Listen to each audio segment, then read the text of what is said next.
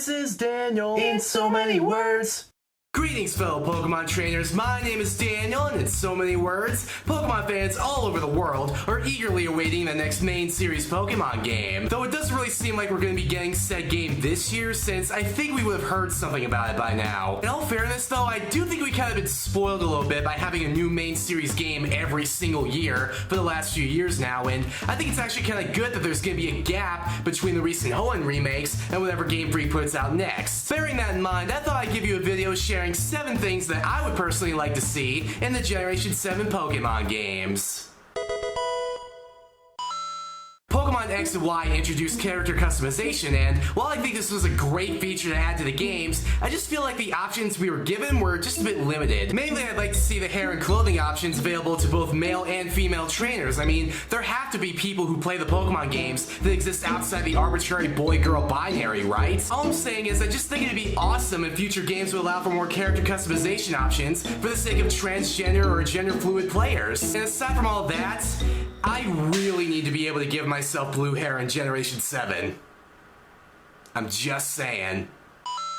This is actually something I brought up back a couple of years ago during my Pokemon Gym Leaders video, which was unfortunately during the pink hair era. There is yet to be a single dark type Pokemon gym in the main series Pokemon games. I mean, we've had a gym for every single other type except dark, and hell, in Generation 2, there was a gym that didn't even have a type specialty. I just think that a gym that specializes in dark types could make for a really interesting gym, especially if it means we can have a creative use for the move Flash, because Lord knows that move doesn't have any practical uses. I don't know about you, but I've just about had it with all these friendly rivals in the Pokemon games. Just about every rival character since Generation 3 has been this cheery, happy-go-lucky rival that just wants to be your bestest friend no matter how the battle goes, and at this point it's getting annoying. In a stark contrast to like all the other subsequent rivals like Blue and Silver were really satisfying to beat because they were truly antagonistic. Blue was a douchey, arrogant prick who would always rub it in your face about how far ahead of you he was, and Silver was brooding and power obsessed, and his abandonment issues would manifest itself in the form of his anger and his violent outbursts. On the flip side though, all these friendly rivals are really much less satisfying to beat because of their perpetually upbeat nature, and they don't seem to have much to their characters. I'm not asking for some kind of carbon copy of Blue or Silver, but I would just much rather take him a champ punching me in the face for 3 straight hours rather than deal with one more happy-go-lucky dork rival. One thing that I think has been done to death in the main series Pokemon games is the head antagonist being the leader of an evil team. Something I'd really like to see is some sort of standalone badass villain who could start some shit on their own power rather than being behind the scenes for most of the game and just relying on the work of hundreds of minions. No, come on, no, not those minions. No! I just think that something like that would be a lot better than the same old tired formula of having to save the world from organized crime.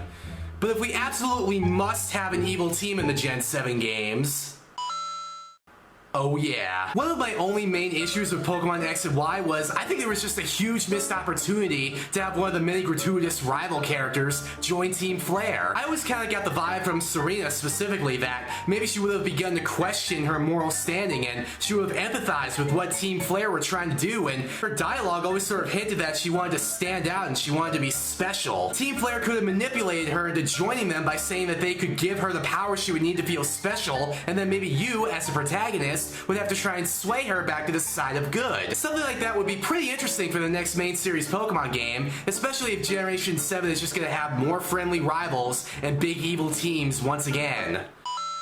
If you talk to any Pokemon fan who was waiting for years and years for Hoenn to be confirmed, I think you'll find that there was one Mega Evolution that they wanted for sure.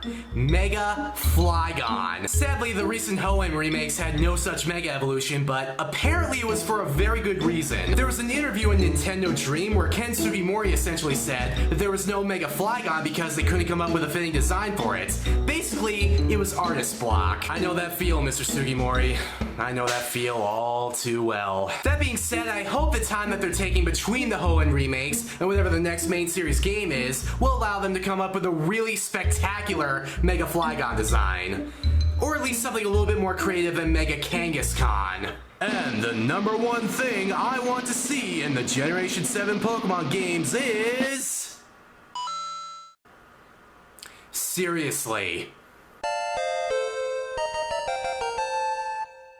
So, what kind of things do you want to see in the Generation 7 Pokemon games? Let me know in the comments below. But until we meet again, insert catchphrase here. Ba ba ba ba ba ba.